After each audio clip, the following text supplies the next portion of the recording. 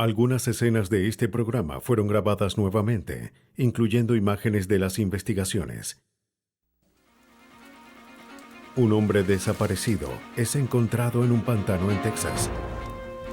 En su pecho hay una escalofriante grabación de sus últimos momentos. Los Rangers de Texas esperan que esta pueda ayudarlos a resolver un doble homicidio. Los oficiales tienen al sospechoso de un asesinato, pero no la tecnología para relacionarlo con el crimen. ¿Podrá la ciencia atraparlo antes de que escape para siempre? Cuando un cuerpo aparece en la Interestatal de Texas, los detectives salen a las carreteras a detener a un conductor asesino. En Texas hay muchos lugares para esconderse. Pero cuidado, asesinos del estado de la estrella solitaria. Ni el criminal más veloz podrá escapar de los Rangers de Texas.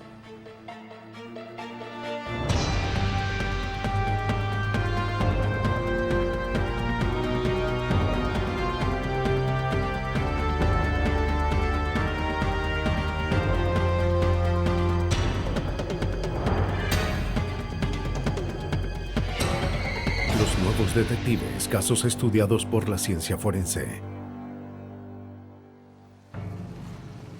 Los Rangers de Texas. El 27 de julio de 1982, los Rangers de Texas acuden a la escena de un auto abandonado en una zanja de drenaje cerca de Santa Rosa. Adentro estaba calcinado. Las placas mostraron que el auto pertenecía a Bill Staton, quien junto con su novia Letty Castro estaban desaparecidos por 10 días. Fue la primera pista en el caso, algo que los Rangers necesitaban.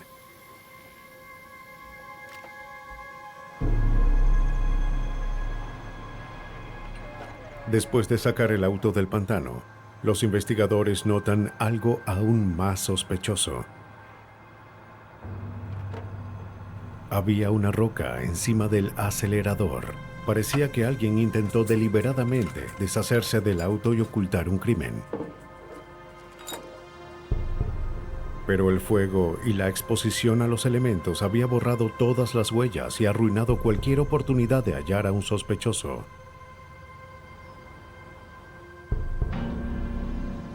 La roca era la única pista que las autoridades tenían para encontrar a la pareja. Muy bien. Pero si se guiaban por la condición del auto, las cosas no se veían bien para Bill Staton y Letty Castro.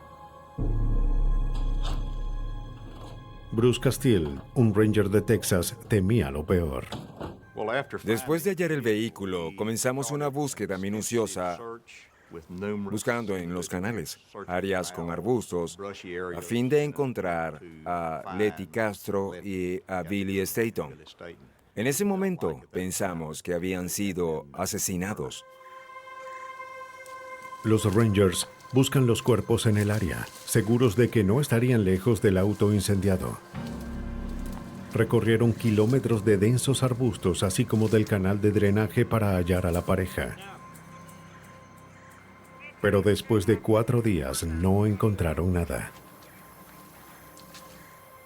Aún así, los Rangers no se rinden. Tienen la reputación de resolver casos extremadamente difíciles. Los Rangers de Texas fueron formados en 1823 por Stephen Austin para proteger a los primeros colonizadores de los indios. 50 años después, en los agitados días del salvaje oeste, los Rangers obtuvieron su nombre al localizar a bandidos y a ladrones de bancos, caballos y ganado. Hoy los Rangers son igual de tenaces. Como agencia policial estatal, son entrenados en la investigación y en técnicas forenses para ayudar a las fuerzas locales de la ley. Los Rangers solo se encargan de los casos más importantes y complejos. Y este simple caso de personas desaparecidas se hacía cada vez más difícil.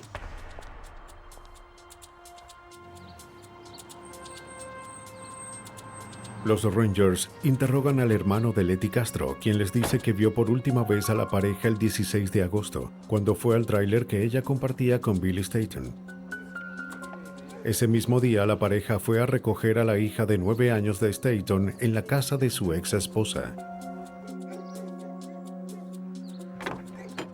Los dos se casarían pronto y esperaban obtener la custodia completa de la niña. Pero sus sueños desaparecieron tan rápidamente como ellos. El hermano de Letty Castro también habló de la dura batalla por la custodia. Billy Staton podía estar con su hija los fines de semana, pero su esposa Sherry no estaba de acuerdo. Quería informarles que... Buscar a la niña era un momento realmente estresante. Al investigar a la ex esposa de Staton, los Rangers descubren que ella y su nuevo esposo, Paul Wolf, se mudaron el día después de la desaparición de Billy Staton y Letty ¿Qué Castro. opinan sobre el hecho de que... Cuando los Rangers los encuentran, afirman que Staton jamás llegó a recoger a su hija. Está bien, manténgame informado. Los vemos, cuídense.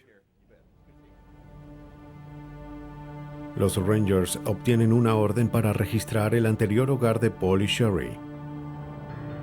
Una mancha húmeda en la alfombra animó a los investigadores a buscar más.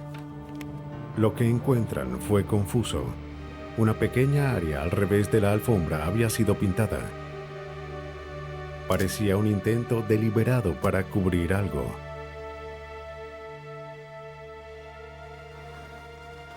Se envían fragmentos de la alfombra al laboratorio para que los técnicos pudieran determinar cualquier cosa.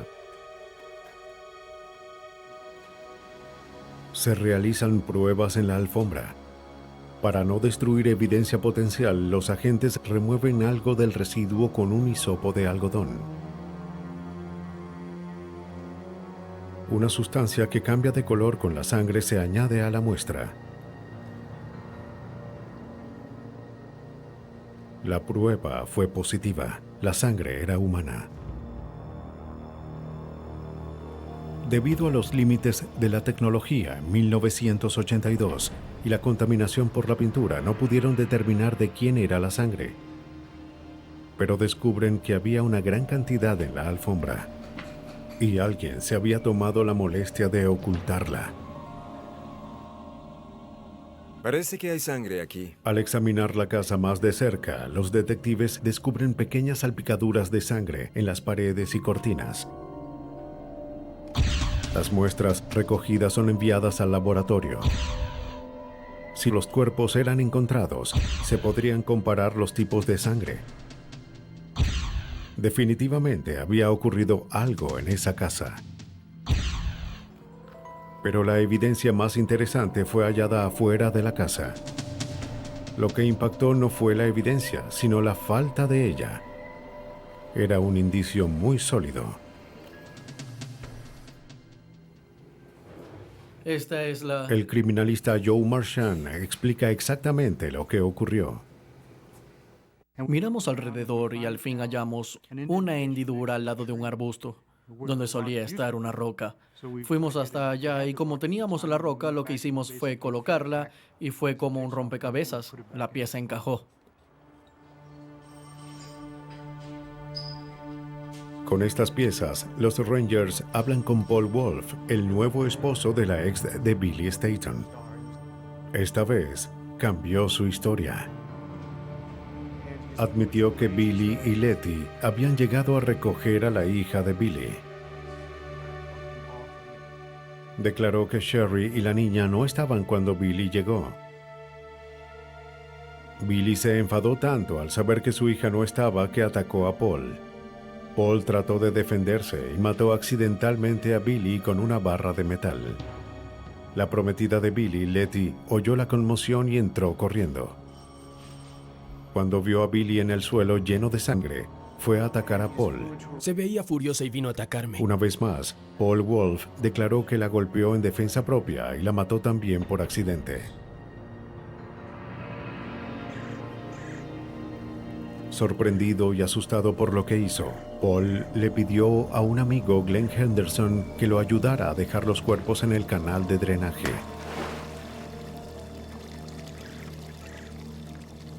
Para deshacerse del auto, llevó consigo una roca para activar el acelerador, esperando que el auto chocara contra la zanja.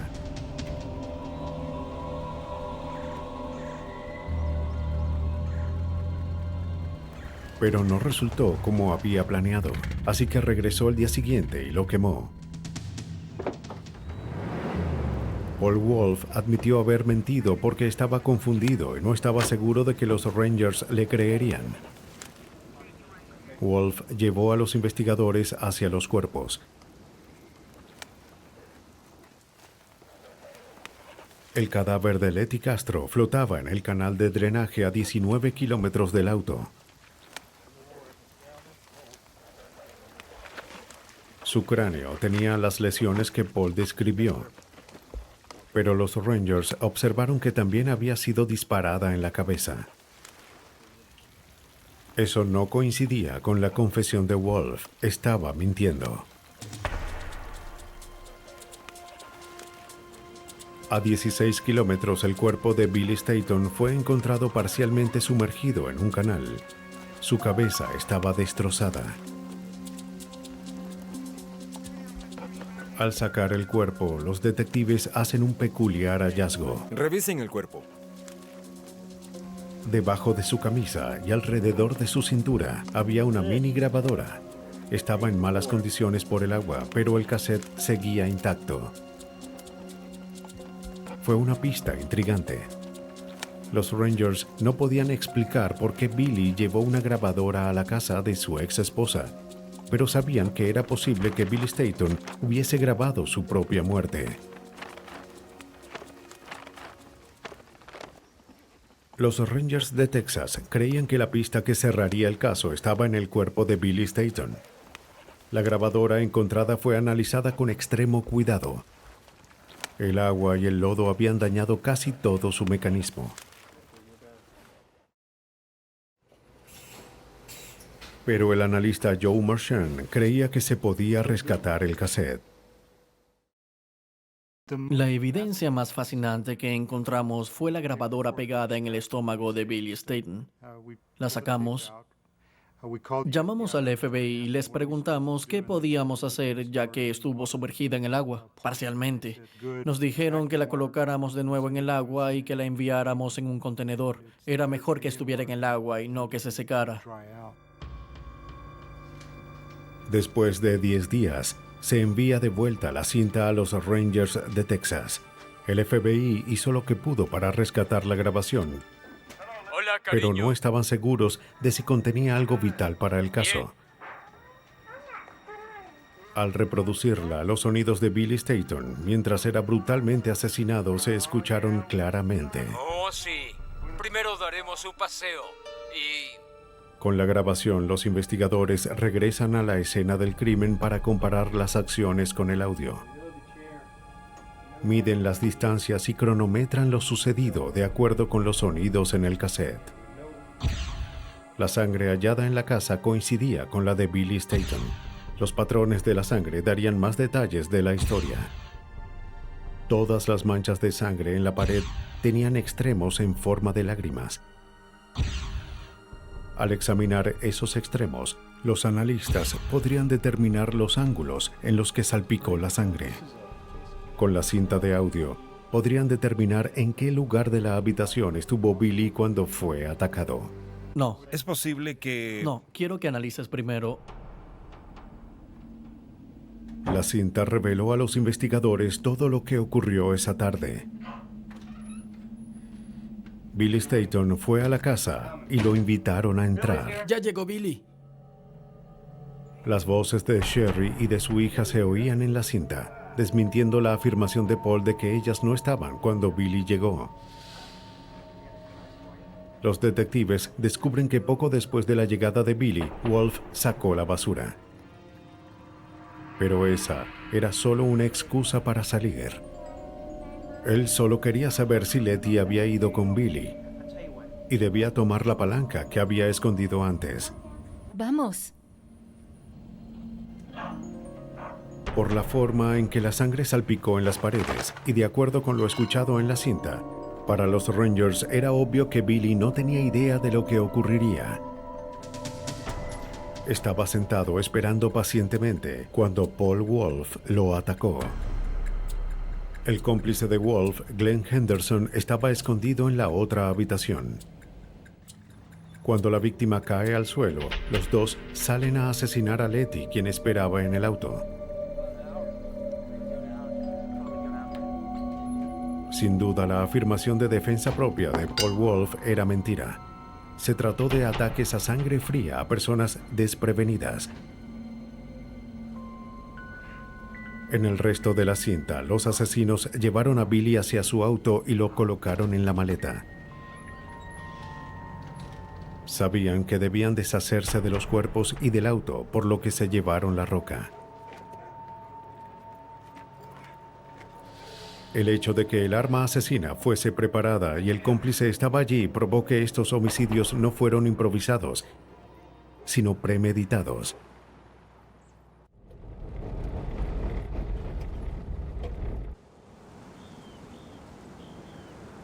Pero no contaban con que su crimen sería grabado en una cinta. Y aquí es donde estaban buscando. Buscaban el lugar donde arrojarían a Letty. Se pueden oír las rocas debajo y cómo viajaban a velocidad lenta. Wolf encontró un área apartada en un canal de drenaje a unos kilómetros de la casa.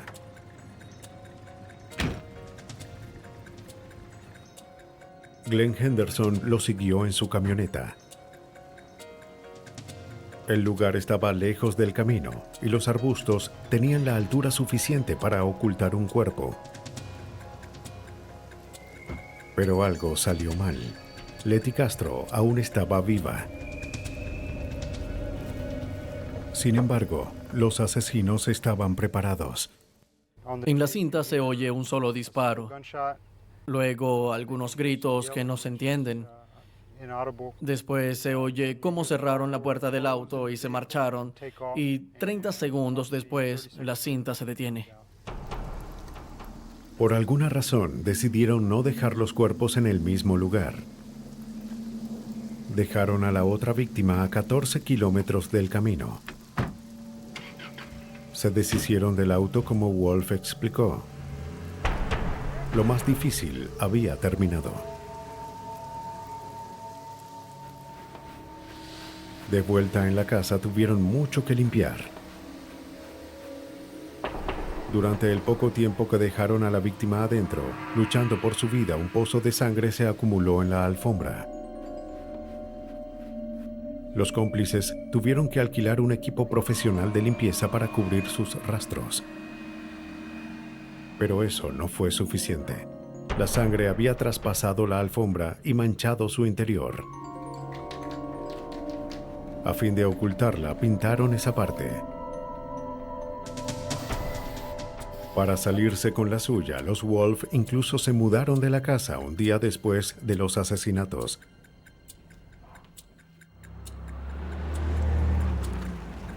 Pero nada podría borrar la evidencia que Billy Staton había grabado sin intención. Los Rangers descubren que Billy había llevado la grabadora siguiendo el consejo de su abogado. Él quería tener evidencia del comportamiento malicioso de Sherry, esperando así poder obtener la custodia de su hija. En lugar de eso, grabó su propia muerte.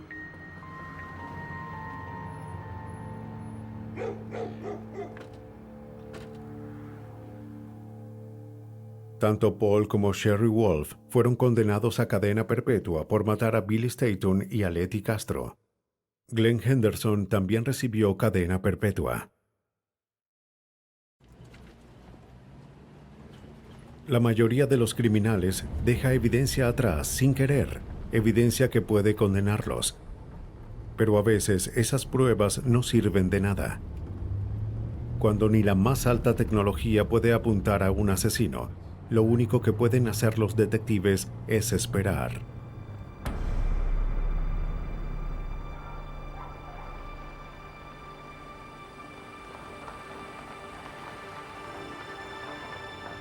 En la mañana del 22 de enero de 1988, Los Rangers de Texas acuden a una granja apartada en el condado de Burleson.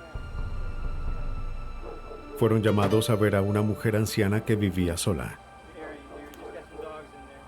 Los vecinos no podían comunicarse con ella y estaban preocupados por su seguridad. Tenían razón. Lydia Schumacher, de 72 años, había sido asesinada. Los Rangers de Texas se encontraron con la espantosa escena. Schumacher yacía parcialmente desnuda en su cama. Había sangre en las sábanas. Fue golpeada y luego asfixiada hasta morir. El laboratorio de los Rangers en Austin se encargó de buscar evidencia en la casa. Claramente alguien había entrado por la puerta trasera y parecía que se había llevado algunas joyas. Al parecer, Schumacher se encontró con el ladrón.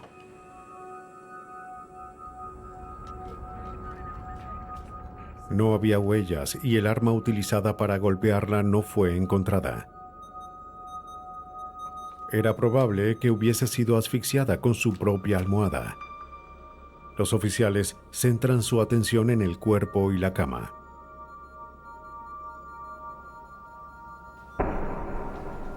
La seróloga Donna Stanley, experta en evidencia biológica, analizó la escena y encontró pruebas de que la víctima fue violada.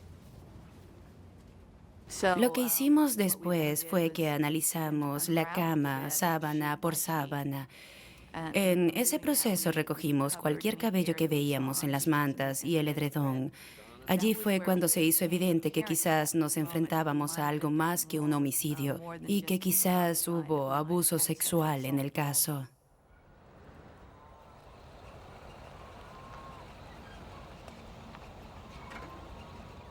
Para localizar al asesino, los Rangers interrogan a las personas en el área. En una semana, los Rangers habían interrogado a todos los amigos y vecinos de Schumacher. Ninguno tenía idea de quién podría violar y asesinar a una anciana tan ¿Podrá dulce. darnos información sobre la señora Schumacher? Pero con el tiempo, los vecinos mencionan a 3 hombres que les parecían sospechosos.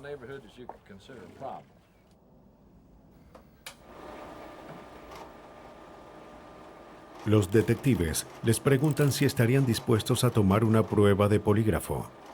Uno por uno fueron llevados a la estación, puestos en la máquina, y se les preguntó si habían asesinado a Schumacher o sabían algo sobre el crimen.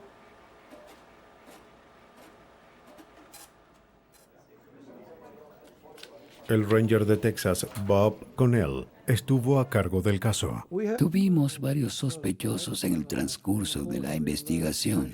Uno de ellos era uno de sus vecinos y otro era un sujeto que fue descubierto en actos de exhibición indecente. 2 hombres fueron interrogados y liberados. El tercer sospechoso era un joven llamado Charles Supak Jr. Supak y su padre estuvieron haciendo algunos trabajos en la casa de Schumacher el día en que fue asesinada. Al investigar su historial, descubren que una vez fue acusado de abuso sexual.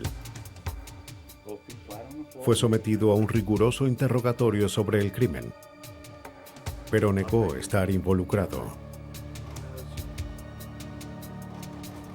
Según el polígrafo, Supak decía la verdad. No, señor. Los 3 sospechosos pasaron la prueba y los Rangers se quedaron con las manos vacías. Sin otras pistas, lo que podían hacer era aprovechar lo que habían obtenido hasta ahora. Estuvo bien. En el laboratorio de Austin, Don Stanley y sus colegas realizan pruebas en la evidencia biológica dejada por el violador. Así es, doctora. Las muestras de cabello. Luego de determinar el tipo de sangre del asesino, lo comparan con las muestras de los sospechosos. La estructura del... De los 3 sospechosos que analicé, 2 fueron eliminados de inmediato. El tercero fue incluido en la prueba de tipo de sangre. Era Supak. No fue descartado en el sistema ABO. En 1988, el sistema ABO reducía la evidencia a un tipo de sangre entre 8. Pero como cientos de millones de personas compartían el mismo tipo de sangre que Supak, los resultados no bastaban para probar nada. Aún así, era lo único que tenían, así que los Rangers llamaron de nuevo a Supak. Supak, tome asiento. Él había pasado la primera prueba del polígrafo, pero los investigadores confiaban en que si era culpable, Supak no pasaría 2 veces la prueba. Decidieron intentarlo otra vez. No fue difícil encontrarlo, estaba en la cárcel por posesión de marihuana. Asesinó a... Los Rangers creían que si había estado bajo la influencia de las drogas durante la primera prueba, pudo haber mentido y aún así pasado el polígrafo. En la segunda prueba, él había estado en la cárcel por varios días y sabíamos que debía estar limpio. Así que le hicimos una segunda prueba con la misma persona y también la pasó. No había otras pruebas que vincularan a Supak con el crimen. Las autoridades no tenían más opción que liberarlo. Por casi un año, los Rangers trataron de hallar al asesino de Schumacher, pero fue inútil. El 29 de noviembre de 1988 tuvieron que suspender el caso. Había un violador y asesino en alguna parte de Texas y los Rangers no podían hacer nada para detenerlo.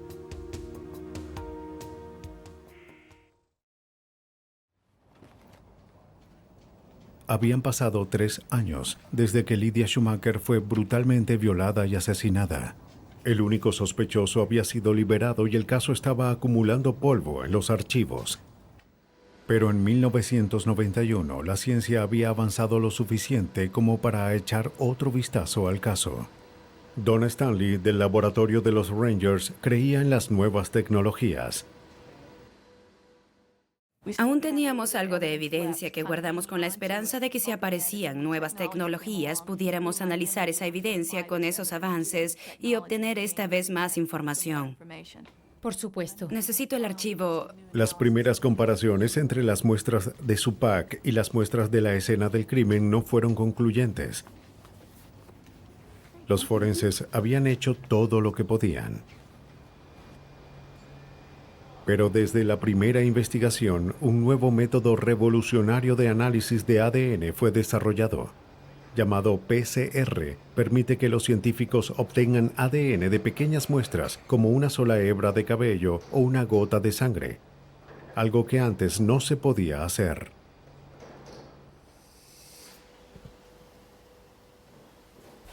Stanley esperaba que la evidencia encontrada en la casa de Schumacher 3 años antes pudiese servir para atrapar al asesino. Nos vemos. A la orden, está bien. Nos vemos. Adiós. Poco después del cierre del caso, el alguacil Connell se retira y el Ranger de Texas, Ray Kaufman, toma su lugar. Kaufman aprobó que se investigara la evidencia y reabrió el caso con rapidez. Sí, me parece bien. Cuando me involucré en el caso de Supak, sabía que había grandes avances en el ADN para encontrar sospechosos y creí que este caso sería resuelto con la ayuda del ADN. Después de enviar la evidencia a un laboratorio de genética, los Rangers interrogan de nuevo a vecinos y familiares, esperando obtener más información sobre Charles Supak. Pronto descubren cosas sobre el sospechoso que no sabían. Incidentes sorprendentes que aumentaron las sospechas de las autoridades. Los vecinos admitieron que Supak tenía una reputación terrible. Se decía que tenía hábitos sexuales inusuales que incluían la bestialidad.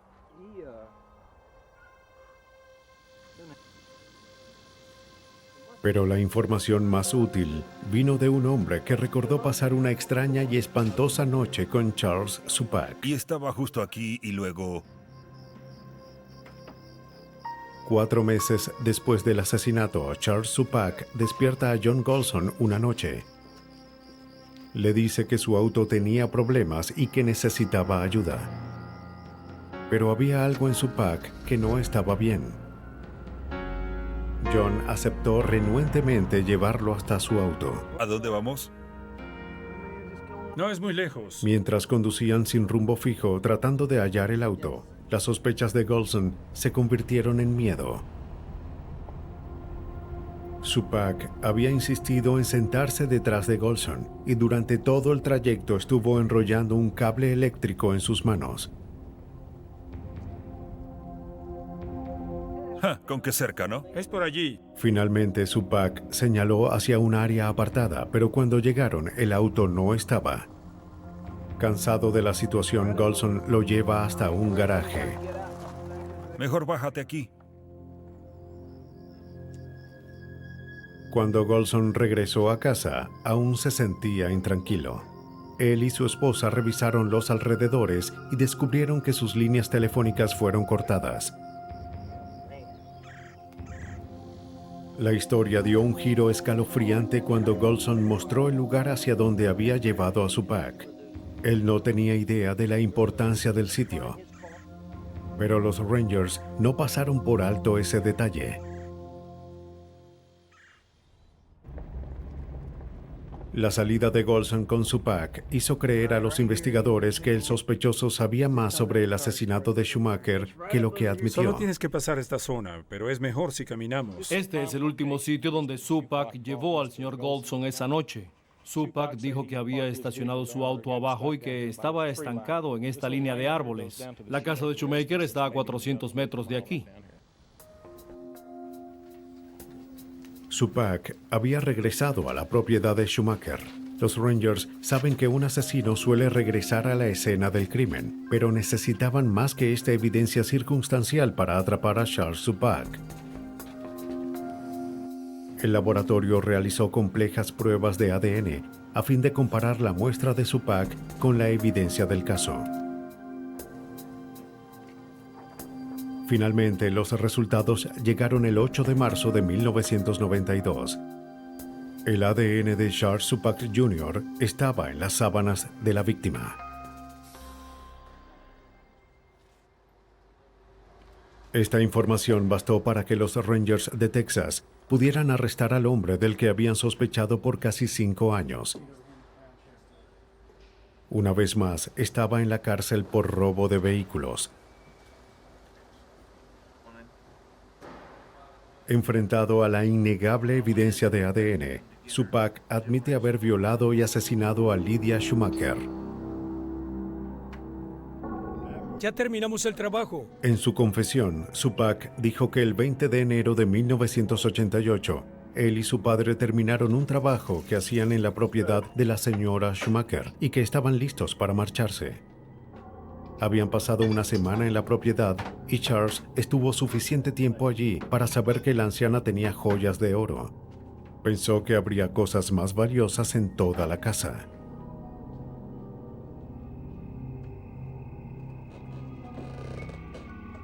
Esa noche, Supak regresó. Dijo que había estado manejando buscando algo que robar y pensó en la señora Schumacher. Su casa estaba muy apartada y era una anciana indefensa.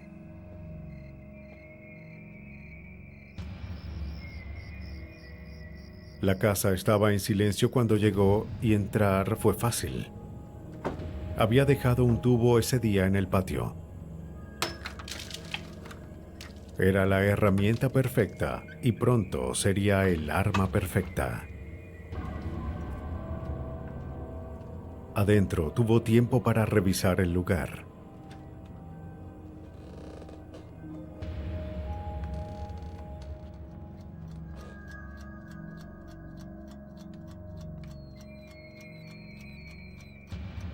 Entró a su habitación y revisaba sus cosas cuando ella despertó. Supak reaccionó golpeándola en la cabeza con el tubo. Antes de irse, la violó y la asfixió con una almohada. Tomó 5 años, pero al fin Charles Supak Jr. fue sentenciado a cadena perpetua por el asesinato de Lydia Schumacher. El arresto fue un homenaje a la tenacidad de los Rangers y una victoria para la ciencia forense. La ciencia forense fue la que resolvió este caso. Si no fuese por los avances en el ADN, sé que este caso estaría pendiente aún. Es fácil atrapar a un asesino aún años después de su crimen si se mantiene en el área. Pero los Rangers se enorgullecen por su capacidad para atrapar asesinos en fuga. En un estado tan grande como Texas, es algo común.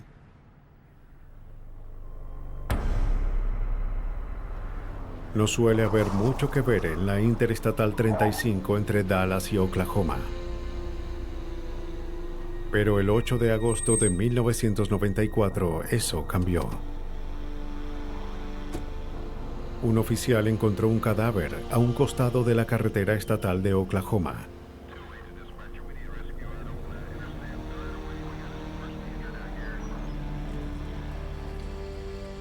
Los Rangers de Texas llegan a la escena y se encuentran con el cadáver de un hombre blanco de 30 años aproximadamente. Recibió múltiples puñaladas en el torso, cuello y rostro. Alrededor de su cuello había una agujeta de zapatos y en su boca había un calcetín. De acuerdo con la condición del cuerpo, parece que había sido lanzado de un auto.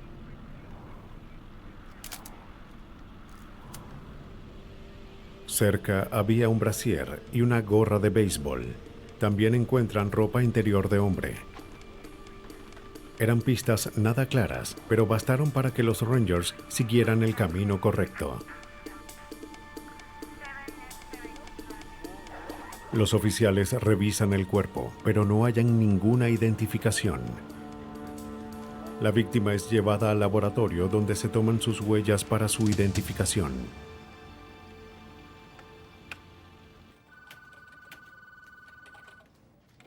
Johnny Waldrip, Ranger de Texas, asumió la tarea de encontrar al asesino. En 2 días, obtuvo una identificación positiva de la víctima a través de sus huellas. Era un hombre de 38 años de Dallas. Su nombre era James Sykes. James Sykes tenía un terrible historial criminal. Era un desperdicio de individuo. No tenía familiares además de sus padres. No tenía dinero ni trabajo y era un drogadicto con muchos antecedentes penales. En los controles de carretera preguntábamos y la gente nos decía, ¿por qué les importa? Pues nos importaba ya que era un ciudadano como cualquier otro. Puerta. Sykes no tenía buenas compañías. Cuando los oficiales encuentran a su mejor amigo, Murray Bracken, este se hallaba en una cárcel de Dallas por cargos de drogas y se convirtió en el sospechoso principal. Bracken admitió haber estado con Sykes el día antes de que se descubriera su cuerpo. Incluso dijo que la gorra de béisbol encontrada en la escena le pertenecía. Pero insistió en que no tenía nada que ver con el asesinato. Bracken dijo que él y Sykes estaban en una fiesta en un motel cuando conocieron a un conductor y a su novia. ¡Casi te caes, idiota! Los 4 consumieron las drogas de Bracken y al final de la fiesta le pidió al sujeto que pagara su parte.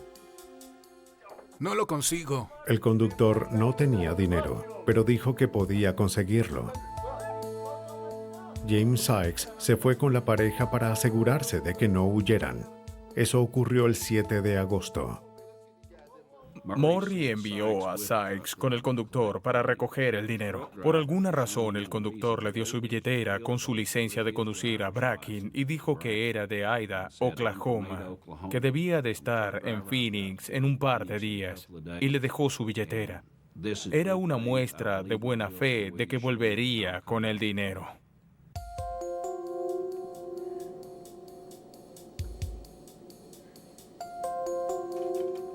Nunca regresaron. Murray Bracken dijo que vació la billetera y se deshizo de la licencia. Por desgracia, esta era la evidencia que pudo haber apoyado su historia y pudo ser una pista para los Rangers. Pero ya no la tendrían.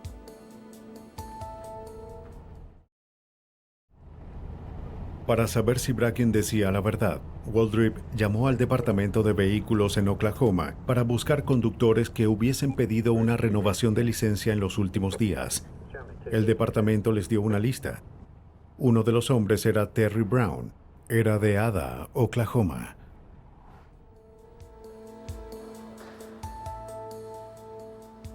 Los registros policiales mostraron que Brown fue detenido por una violación de tránsito poco antes del asesinato. En ese momento conducía un camión de una compañía de fletes en Carrollton, Texas. Terminó su trabajo y regresó el auto a la compañía. Pero poco después, alguien lo robó del lote. Brown fue arrestado por conducir el camión robado 2 días después, pero fue liberado bajo fianza. La policía mostró la foto de Brown a Waldron. Siéntese allí. Gracias por venir. Colocaron la foto con varias otras y le pidieron a Murray Bracken que la observara. Poco después reconoció al conductor que había visto por última vez con su amigo. Señaló a Terry Brown. La investigación se caldeaba. Pero para probar que Brown era el asesino, los Rangers necesitaban más que la palabra de un criminal. Necesitaban pruebas. La compañía de fletes estaba aliviada de recuperar su camión. Pero ahora era la evidencia más importante de un crimen peor que un robo. Coincidía con la descripción que Bracken dio a las autoridades, quienes empezaban a creer que era el camión donde James Sykes estuvo por última vez. Se pide al laboratorio de la policía que revisara el vehículo a fin de encontrar pruebas de que la víctima estuvo allí. Los Rangers sabían que Brown estuvo en el auto, fue arrestado en él. Los registros mostraban que estuvo trabajando hasta el 6 de agosto. Después regresó al lote y robó el camión. La compañía denunció la desaparición y el auto fue encontrado el 8, el día en el que el cuerpo fue hallado. Todo indicaba que Terry Brown era el asesino, pero había huido. Nadie sabía dónde estaba. El equipo revisó la cabina para hallar pistas. Hallaron lo que buscaban. Detrás de las paredes, los investigadores encuentran pequeñas gotas que parecían sangre. Un examen cuidadoso revela más sangre debajo del colchón. Otras pruebas indicaron que era humana. Los detectives sabían que otras pruebas revelarían si era la sangre de James Sykes. La evidencia es enviada al laboratorio para su análisis. Los Rangers confiaban en que estaban a punto de atrapar al responsable del horrible crimen.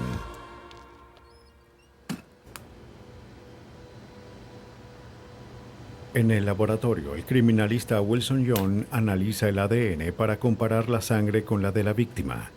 Pero lo que encontró sorprendió a los Rangers y presentó un mayor obstáculo en la investigación. Hicimos una tipología. Analizamos el ADN. Descubrimos que en la muestra que investigamos, la sangre no era de la víctima a la que buscamos. Había sangre que no coincidía con quien se suponía que debía coincidir. Encontraron sangre en el auto, pero no era la sangre que esperaban encontrar. Al parecer, otra persona había sido asesinada en el vehículo. Y los Rangers recibieron noticias que complicaron aún más el caso. Otra mujer fue encontrada y tenía una atadura en el cuello y un calcetín en la boca. Y también hallamos a Sykes con una atadura en el cuello y un calcetín en la boca. Lo primero que pensé fue que Murray Bracken decía la verdad y que era probable que hubiese un asesino serial que manejaba un camión. El caso había tomado un giro inesperado. 2 personas habían muerto y un asesino serial estaba suelto en las interestatales del país. Si Waldrip no lo atrapaba, seguramente habría más cuerpos que identificar en la carretera. Los asesinatos no se detuvieron. El 7 de noviembre, Waldrip recibió una llamada de la policía de Richardson, Texas, un pueblo al norte de Dallas. Encontraron a otro cuerpo. Era una mujer con una agujeta alrededor del cuello y un calcetín en la boca. Pero esta vez hubo una sorpresa. La mujer era la madre de Terry Brown. Brown y su novia Tina Sampson eran los principales sospechosos. Habían robado el auto de su madre y desaparecido. Cuando Waldrip habló con el último jefe de Brown, descubrió que Brown debía llevar un cargamento a California. Recogió el camión el 6 de noviembre, un día antes del crimen, y nunca regresó. Una vez más, Terry Brown había robado un vehículo y desaparecido. Pero tuvimos suerte esta vez. Tuvimos un golpe de suerte. Era el camión que buscábamos. Descubrimos que lo condujo hasta Oklahoma y fue de fiesta unos días y se quedó sin gasolina y lo dejó. La policía de Oklahoma encontró el auto abandonado. Antes de que los Rangers acudieran, la compañía había regresado el camión a Texas y lo había limpiado. Los técnicos buscaron cualquier pista posible que hubiera quedado después de la limpieza. Por suerte, la compañía no limpió toda la evidencia.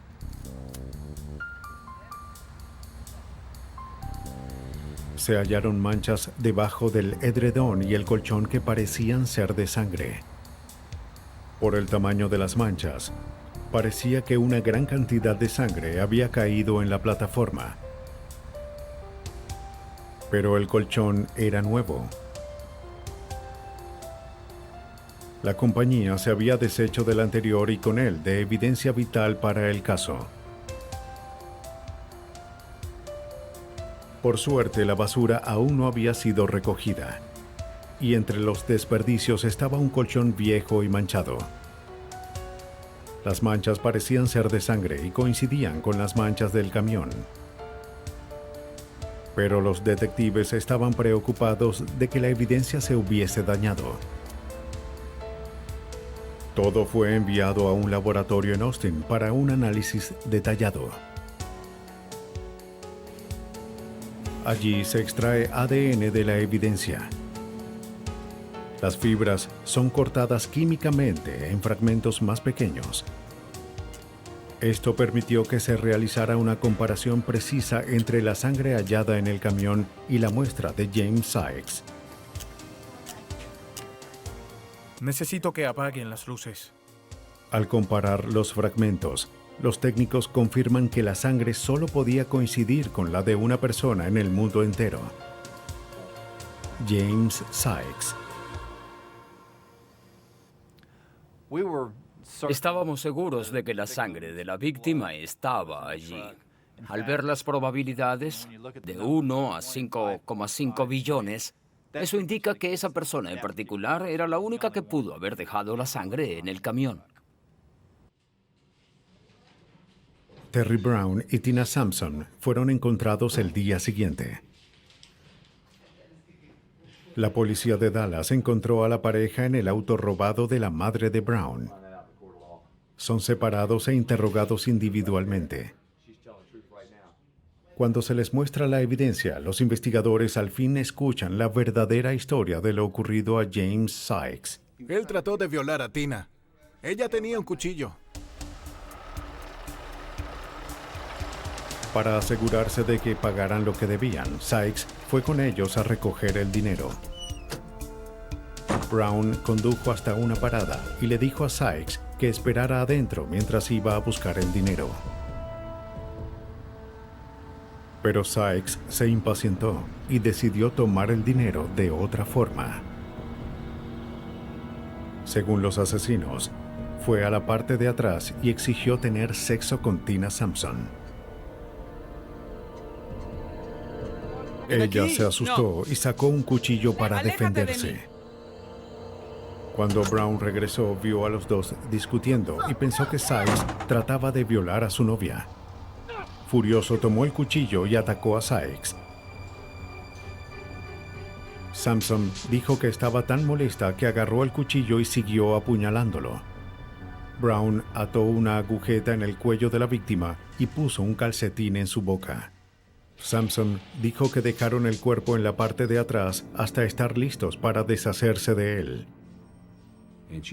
Nos contó cómo habían conducido por un par de días y celebraron y se drogaron aún más mientras él estaba en la parte de atrás y que luego decidieron ir a Oklahoma. En la ruta ella no sabía dónde estaban, pero se detuvieron a un lado y Terry fue en la parte de atrás y con sus pies empujó el cuerpo por la puerta lateral hacia un lado de la interestatal y luego siguieron hasta Oklahoma. Aunque los investigadores no lograron acusarlos de los otros crímenes, Tina Sampson obtuvo 20 años por conspiración para asesinar y Terry Brown recibió cadena perpetua por la muerte de James Sykes. La determinación de los Rangers de Texas tuvo frutos. Creo que este caso representa lo que hemos hecho como Rangers por años. Un viejo Ranger dijo que un hombre malo no puede vencer a un hombre bueno que lo alcance. Y eso fue lo que hicimos en este caso. Los alcanzamos.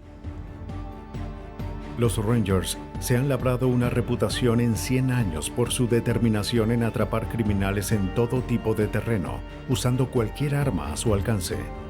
Y aún lo hacen, armados con el poder de la ciencia forense. Los asesinos podrán escapar de la ley, pero con la tecnología de su lado, los Rangers de Texas jamás se detendrán hasta atraparlos.